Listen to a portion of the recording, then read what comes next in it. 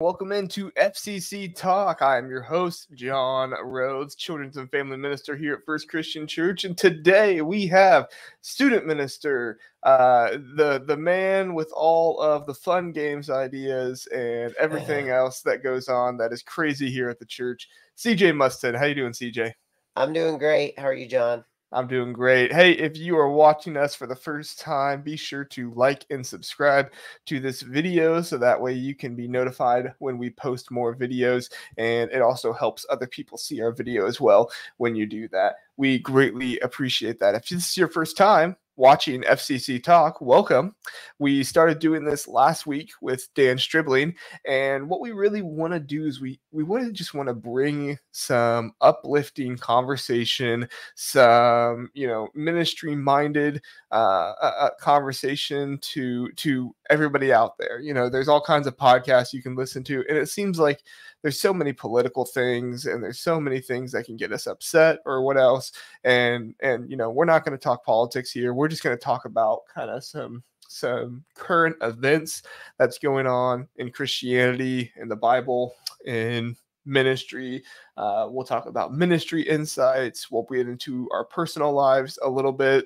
So if you feel like you don't know us very well, but you go to church here, then maybe you'll get to know us a little bit better. And some Bible, but it's not really meant to be a Bible study or a sermon or anything like that. This is really just meant to be some good, wholesome conversation with me and some of the other ministers, and maybe at some point guests as well from the church overall.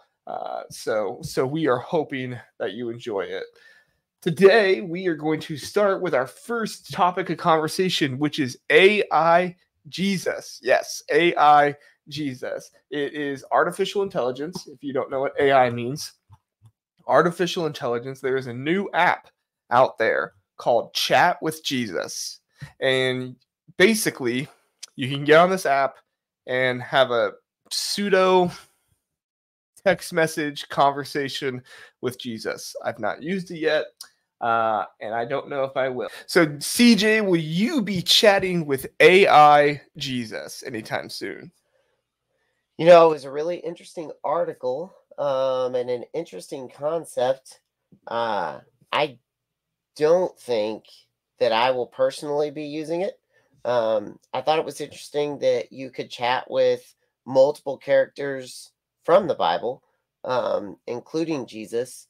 But I'm not saying God can't talk to us in multiple ways, and I'm not saying God can't use this. This is something that maybe God could use, but it just seems I don't know a whole lot about AI, and I'm pretty leery about AI in general for the most part. I mean, we have like a Google at our house and stuff, but a Google Home, but I doubt I will be using this.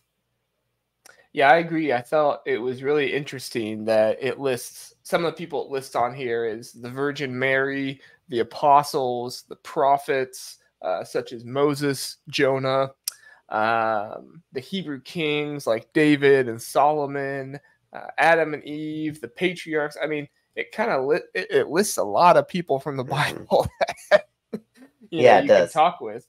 And I thought it was kind of an interesting idea, but I have to say, I am always a little leery. And I know that, they set up the algorithm with like reading the Bible and stuff like that. And so, maybe, I'm not saying they get it from anywhere but that, but I'm always a little leery when things try to speak for God, because I agree with you, CJ. God can speak in many different ways.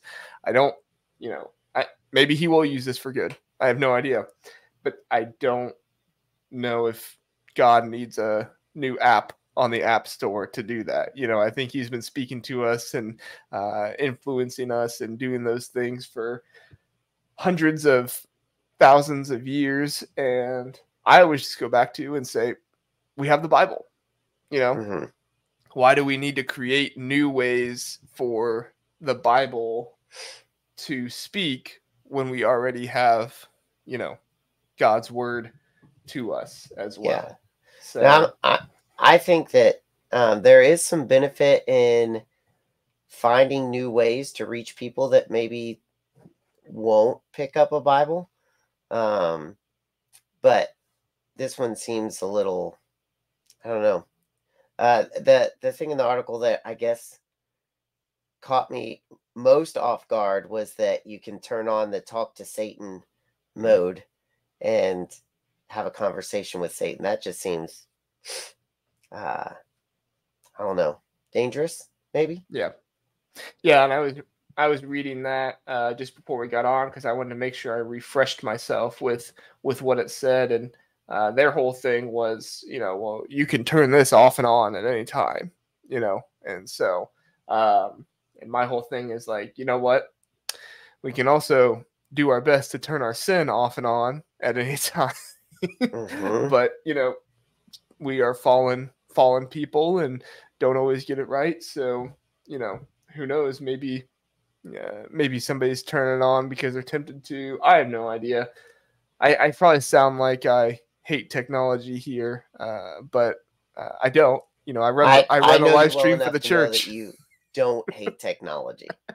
I run the live stream for the church. I'm starting a podcast for us, and I have always been, like I said, I've always been leery of people trying to create ways to speak for Jesus. And one of the things, and this is one of these things that, don't take this as gospel. This is just a John opinion. If you like this, go for it. But just for me personally in my life, I have always strayed away from like the Jesus calling books, those kind of devotionals. Again, not saying nobody should use them and that you're wrong if you use them. If you use them and you love them and they help you with your relationship with God, great. But for me personally, I've always thought to myself, I would rather get the direct message, from the Bible rather than somebody writing as if they are Jesus trying to speak to people. And I don't know. What do you think about that, CJ? I think it's a matter of finding the best way that you can possibly connect with Jesus. And as long as it's as long as it's scripturally based and you find yourself deepening in a relationship, you find yourself challenged in some areas of life where you need to improve and be more loving, step away from some of those sins and temptations, and follow God more fully. I think finding the thing that where you connect with God best, as long as it's scripturally based, is my big thing. That's very true. Yeah. Remain consistent with scripture. However, we're not all the same, so we don't all operate the same exact ways. So I like that, CJ. Yeah. All right, moving on to our next topic. This is an article from the Gospel Coalition. We featured the Gospel Coalition last time. I just really, really like that website. I go there often to read articles and things like that. I'm not a big book reader. I guess as a minister, I should be, because it seems like every minister is reading books all the time. But I really like listening to podcasts and reading articles and stuff. And so who knows, maybe someday I will graduate from Gospel Coalition articles to actual books, But this article is all about Christians and social media.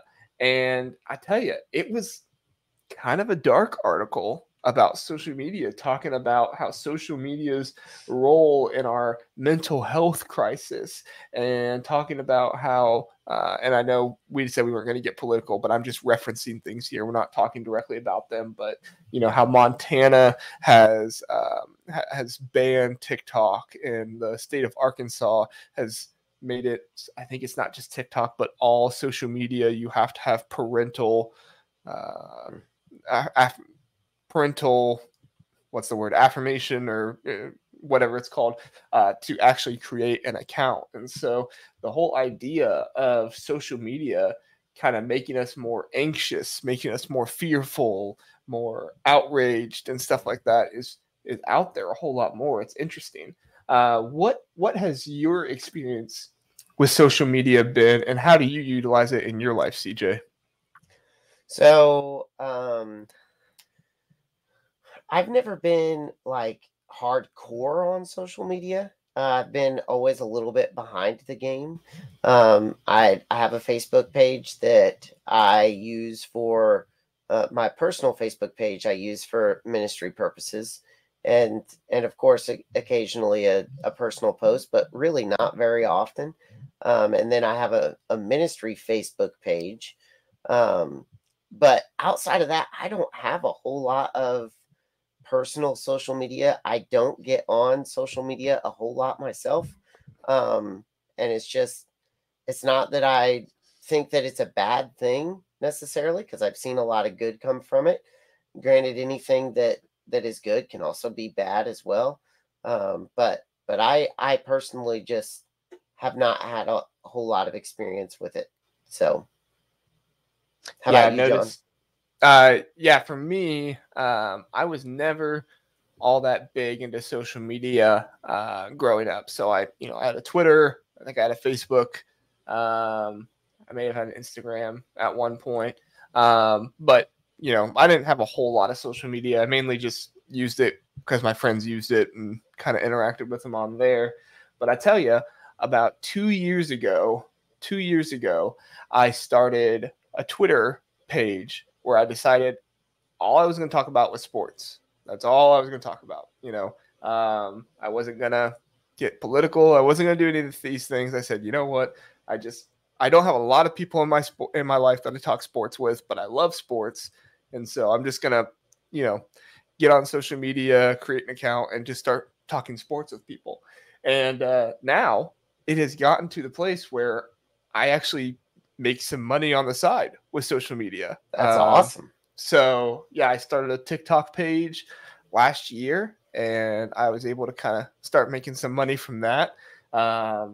Twitter has started paying people, so I kind of make a little bit of money. I mean, it's nothing exorbitant. It's not, I'm not. It's not even a part-time job worth of money. So, it's not. Every little bit helps, though, right? Right. And so I guess I would be considered an influencer. I feel far from being an influencer. But I do make a little bit of money here and there from it. And so that's kind of nice. But I remember talking to Hannah about when I first started being on social media more and gaining kind of a following and stuff. And her big thing was like, I don't want you to ever compare, what you're doing to other people. I don't want you to ever feel like, this is your main source of community, just kind of some of that stuff. Not that I was doing that, but she was just kind of, our spouses do a great job of holding us accountable and making sure that we talk through those things. And Hannah does a wonderful job of that. But just making sure that I remembered, this started as a fun thing. I'm not going to try to make a ton of money from it or anything like that. This started as a fun thing. And yeah, sure, making a little bit of money from it is a benefit. But I've always had to keep those kind of safeguards in my mind. And I actually, about a month before Jack was born, my son, who is, oh goodness, tomorrow he'll be 3 months old.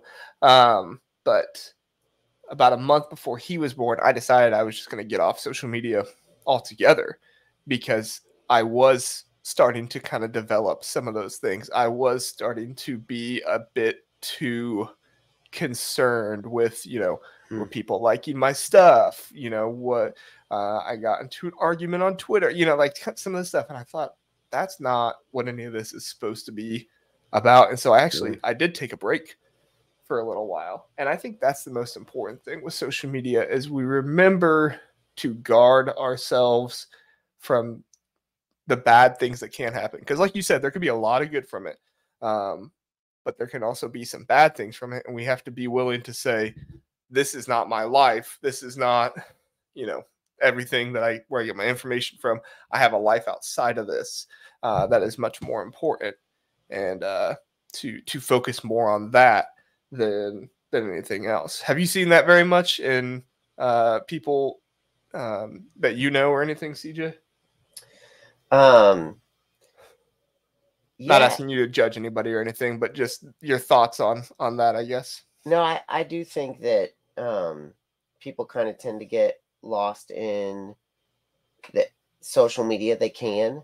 But I've also experienced the other side of things, and I don't know if it's just I'm not on it quite as much, but I've experienced more the community aspect where a lot of my friends are part of the church, and so when I'm struggling or our family is going through something, we've experienced that level of connection even when we can't be physically connected, and the powerful tool that it can be in encouragement and showing people Christ and showing them Christ's love.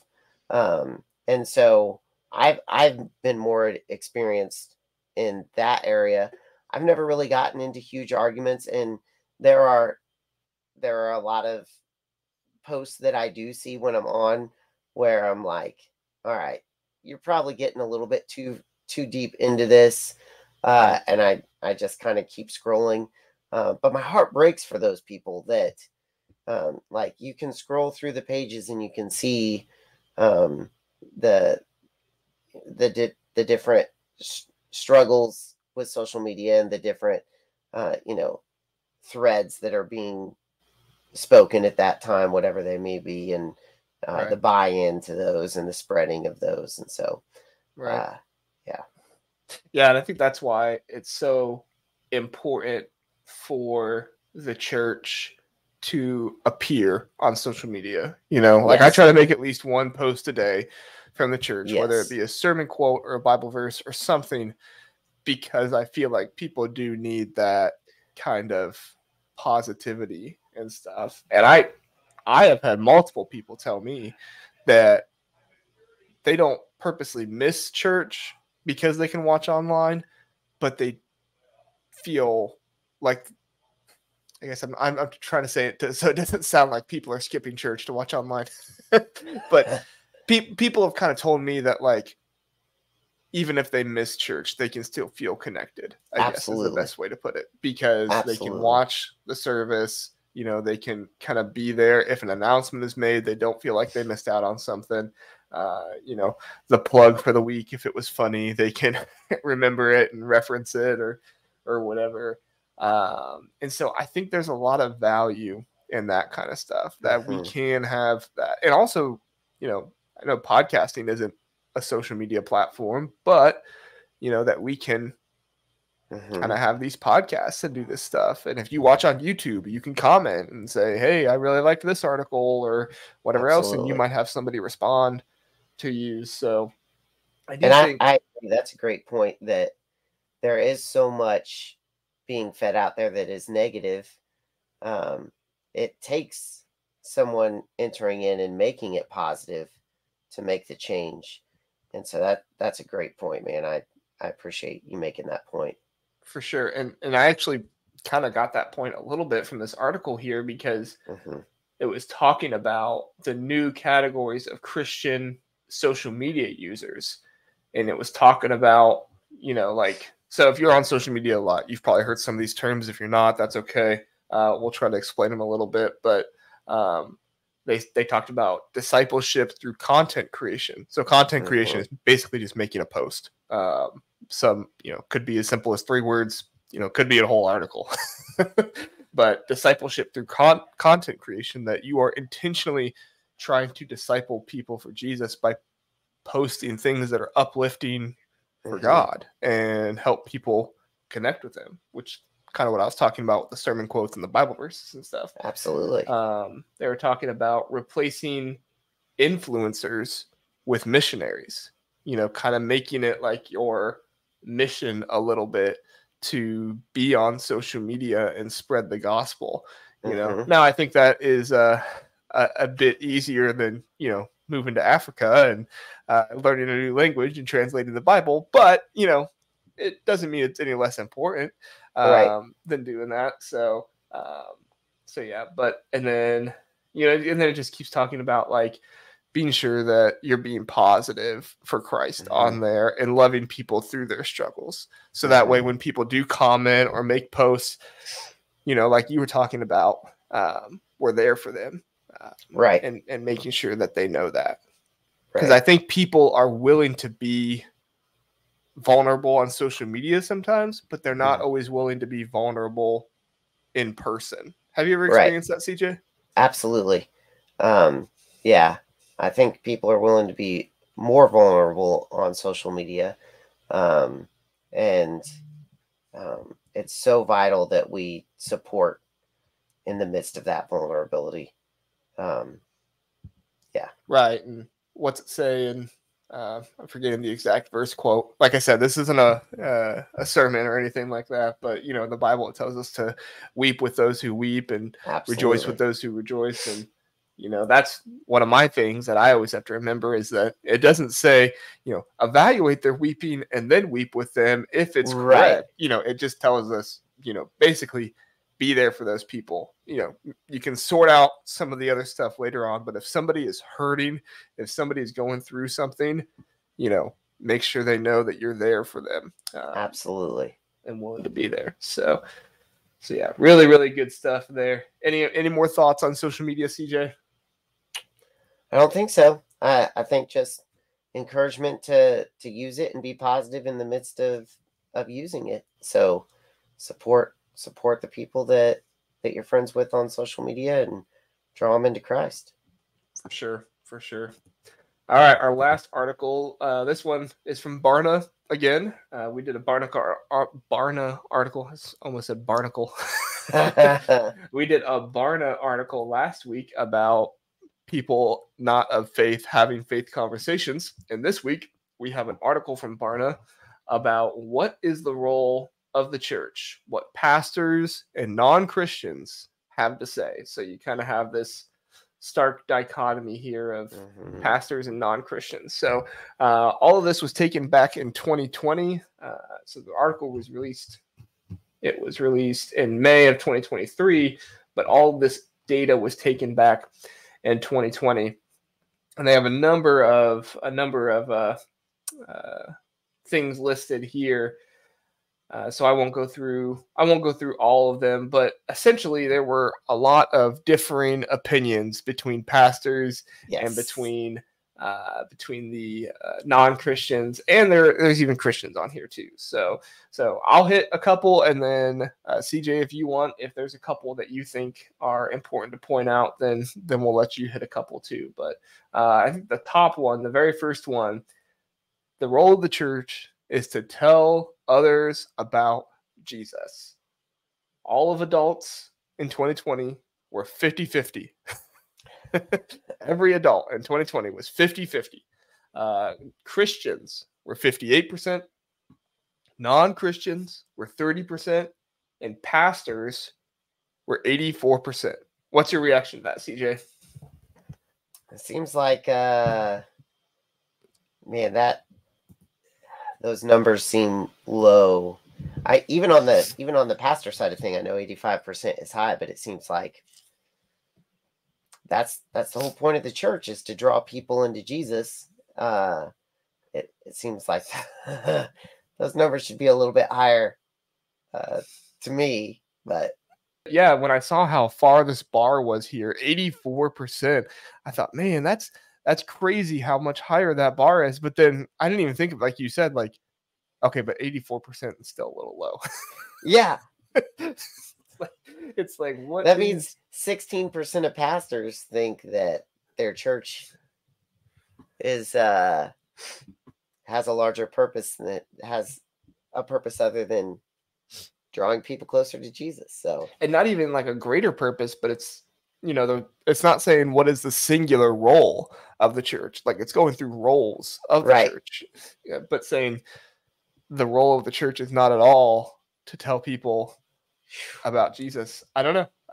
I'm with you. It's like, that's our main job, you know, is to not just tell people with our words, but to tell people with our actions, to tell people with, you know, how we treat them and those things. So I guess I could understand if somebody was saying, well, no, I couldn't understand that either. So the one under it is help Christians grow, which in my mind would be, well, if you're not telling other people about Jesus, then you're, you know, helping the people who already know Jesus, you know, henceforth the Christians, 53% of U.S. adults said that. 62% of Christians, so 4% higher, said that. 32% of non-Christians, so 2% higher from the non-Christians. And 75% of pastors said that is a role of the church, is to help Christians grow. What do you think about that, CJ? Those top two seem like the main roles of the church. And if you're telling others about Jesus and you're helping Christians grow, you look down at those other ones in the list, they all kind of fall into that. I mean, if you're helping Christians grow and you're telling others about Jesus, then naturally you're going to practically assist those that are in need and provide hands-on help and teach and serve children and care for the elderly and widows. Like, there's even more down here. Again, those numbers seem low to me. So, yeah. Was there any other one in particular that caught your eye when you were looking at it or anything? The none of the above.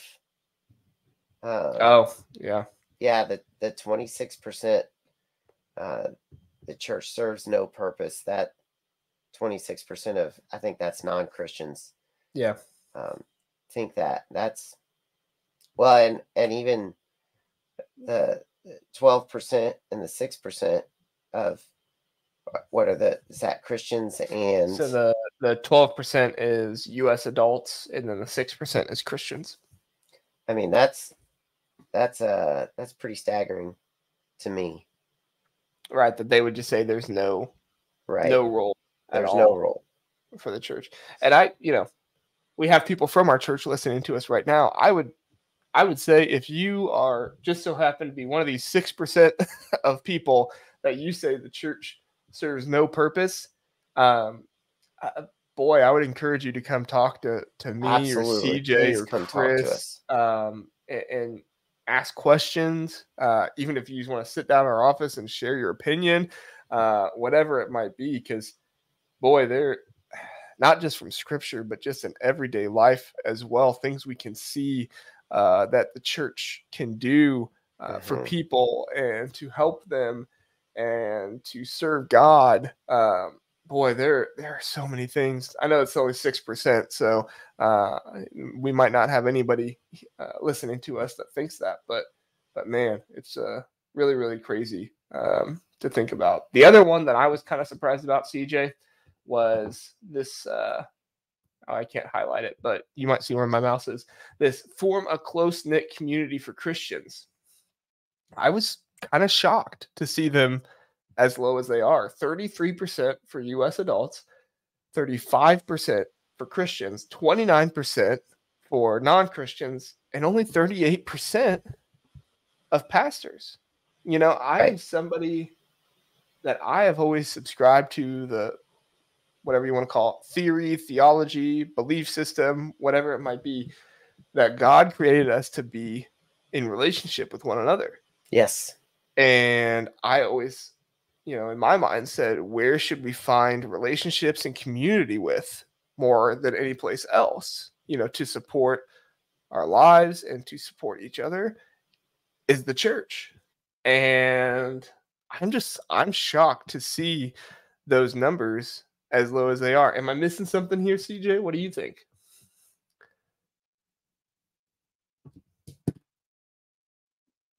Uh-oh, muted again. Sorry, guys. My mic keeps coming in and out here, so I apologize if I lose it. But you're good. Go ahead.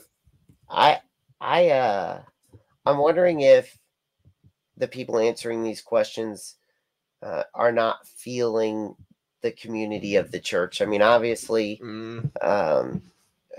the church is not perfect, and so I'm wondering if they're just not feeling that community. And my hope is that if you're listening to this again and you don't feel the community of the church, come talk to us, because we want to make this place a place where you are loved and welcome and feel like you're home. I mean, that's our mission statement, guiding people home. We want this to be a place of community for you.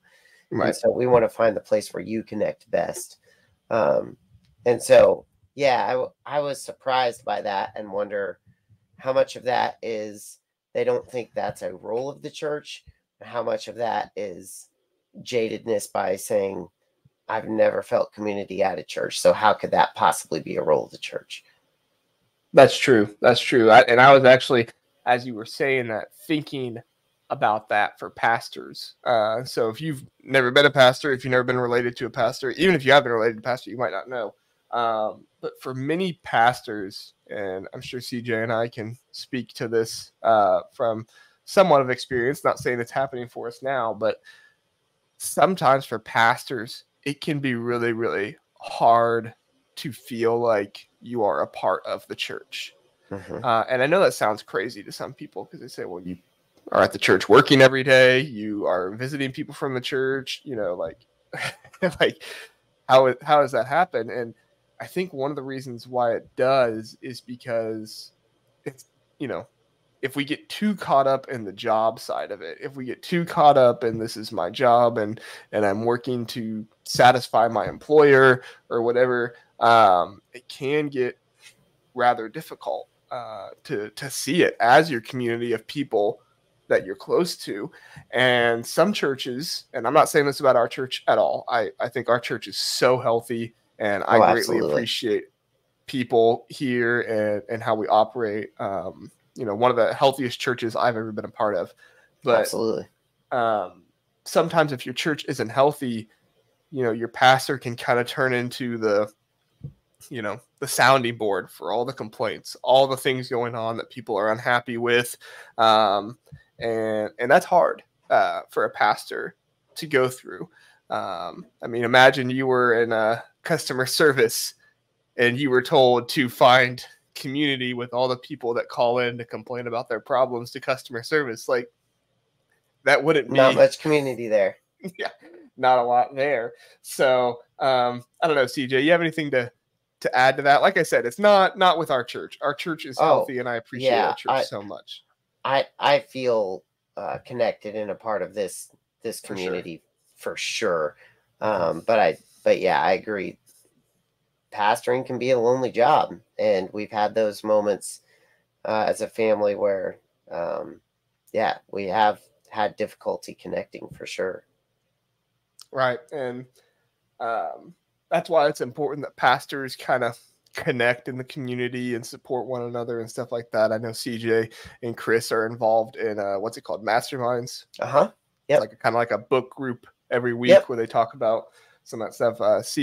Me and Chris are also involved, and Dan as well in Toastmasters. I think there's a couple other pastors in there right now that we are connected with. So that's nice. But yeah, I don't know if everybody knows that that's something that goes on. And maybe if you go to church here, you don't even know that goes on because, like I said, that doesn't, at least for me and CJ, doesn't really happen here. And I think that's something I appreciate about our church. So, All right. Well, that's all of our topics. We'll get into kind of our, I guess, more relational time now and ask CJ here. CJ, what are you eating? What are you watching? What are you reading? Is there anything going on in your life right now that you're interested in that you want to tell the people about? Oh, man. As far as eating, we are trying to eat as healthy as possible. We just harvested new dishes, new recipes, or anything like that you're trying? We just harvested a whole bunch of grapes and made some grape jelly, which I know has a ton of sugar in it. Not super healthy. But there is a salad that we have had recently that has a tahini dressing that you make that is really, really stellar. So we've liked that. We raise our own chickens, so we eat tons of eggs. So we eat eggs every way you can think of them. We make a lot of egg tacos, hard-boiled egg tacos, scrambled egg tacos, and just fried eggs, regular eggs. We eat a lot of chicken meat and turkey meat. Nice. And so we try to grow as much of our own stuff as possible. Yeah. As far as what we're watching, we've been watching it's an older show, but we've been watching the show Sherlock recently. I've watched that. BBC show. Great take on an old Sherlock Holmes story, bringing it into a new world. And so that's been a lot of fun. Kirsten and I have been watching through the seasons of that. And just got done with State Fair, showing our chickens there. The kids did an awesome job. 2 of our kids got reserve champion for showmanship, and then one of our turkeys got grand champion. So we're coming off the showing season and entering into the soccer season and gardening season. And so we got a lot going on, but we're just having a blast as a family. Sweet. That's awesome. Yeah, I was at the state fair the other day. Had me some fried Oreos, and so a lot of sugar in that. Lot worse than jelly, but it's once a year. So I enjoyed that. Of course, I'm a sports guy. I just finished a documentary on Netflix called Swamp Kings, and it's all about the Florida football team and how they won some national championships and that stuff. You don't like coarse language, it's probably not for you, because it is a football show and they're in the locker room with the football players having their colorful language and stuff like that. So if you don't like colorful language, it's probably not for you. But I really like football, so I was able to get through it to kind of learn about the story. So yeah.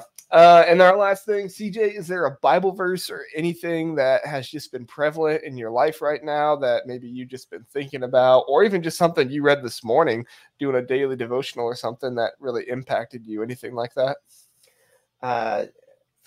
This kind of ties in with what we've been talking about, but for me, I come back often to this verse where in John, when Jesus is spending his last night with his disciples, he's just washed their feet, and he says, "I've given you an example. Go and do likewise. A greater commandment that I give you, that you would love one another. And by this, all people will know that you are my disciples if you show love for one another." And so just that encouragement for myself to just continually, how can I best show the love of Jesus to those I come into contact with? So how about you, John?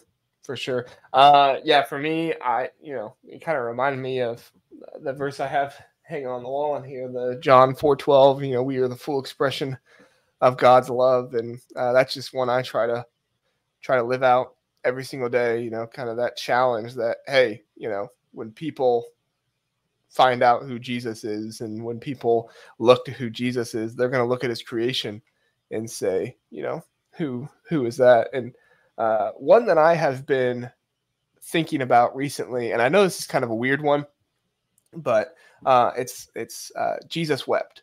And I know everybody says, it's just 2 words. How can you think all that much about it? And I don't think it's necessarily just the 2 words, but it's just the context of everything around it, that Jesus was willing to be vulnerable in that moment and show his emotion. Not just that he had emotion. I think everybody, knows that Jesus had emotion, but that he was willing to be vulnerable and show that emotion, that people were able to recognize that it was there.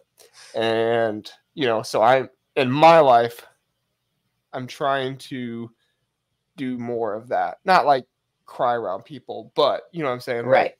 Be more vulnerable, share, kind of my feelings and stuff that's going on. So that way I don't feel like I'm doing everything, by myself in my own mind. Because I'm one of those people where I will internalize everything. If something's going on, I'll just push it down and move on to the next thing. And it's not exactly healthy for me. So I need to be willing to be vulnerable and share thoughts and feelings and stuff like that, which, isn't always fun, but I need to make sure I do it. So that way I'm not, I don't explode with everything. Yeah. Because that can happen. So, All right. Well, hey, thanks so much for coming on, CJ, and talking through some of this stuff. I'll have Chris on next week, so we'll get the big honcho to come on and do his recording and that. CJ, is there anything in your ministry or anything going on here at the church that you want people to know about before we head off? We have Worship Uncoiled on Sunday nights, open gym and Worship Uncoiled for students grades 6 through 12. It's kicked off for the school year. It's an awesome time. So open gym meets at 5 in the gym. Worship Uncoiled starts at 6 in the foyer and then goes to 8, and we meet in the foyer in the worship center for that. So we'd love to have any students grades 6 through 12 that want to join us. We'd love to have you. Awesome. And you still need meals? Yeah. Jennifer Branham is in charge of the meals, and so yeah, she's got that all organized. I think she's still in search of some meals for the school year. Yes. Yeah. So if you are free one Sunday, or you're willing to do that one Sunday night, to how many kids is it? Like 40, 50 kids or something like that? Yeah, somewhere around there. Yeah. Yeah. So if you're willing to serve in that way and help out the student ministry, that would be an awesome thing. You can contact Jennifer Branham or just catch her on Sunday morning, I'm sure, and she'll love to talk to you about that. So, yeah. All right. Well, hey, thanks everybody for listening. Thank you to CJ for being on. Hope you have a great day, and we look forward to doing it next week. See ya. See ya.